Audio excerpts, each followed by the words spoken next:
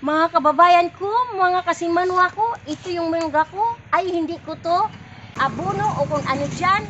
Basta ito ay kinakausap ko lang yung puno araw-araw at sinasabi ko magbunga ka na ng marami. Kaya ito binigyan na ako ng maraming bunga. Nako, thank you. And siyempre, God bless you sa atin ng mga kalikasan na binigyan tayo ng maraming bunga na masarap na mangga at walang abono and then spray.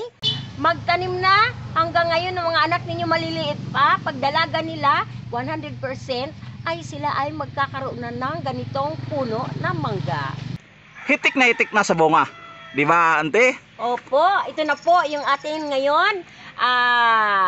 Punla na binigay sa atin ng diwata at siyempre at dito naman sa atin na pagtatanim may konting tiyaga at siyempre huwag nating kakalimutan na magmuni-muni tayo sa puno, natural lang yan at ating aawitan.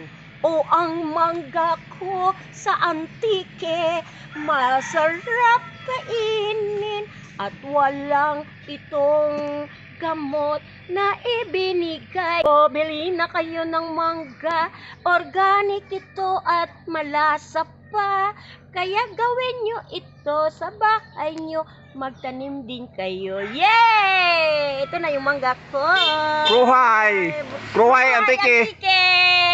And Kruhay, Banwa ng Lawaan. Thank you, and God bless you all sa lahat ng ating mga migs.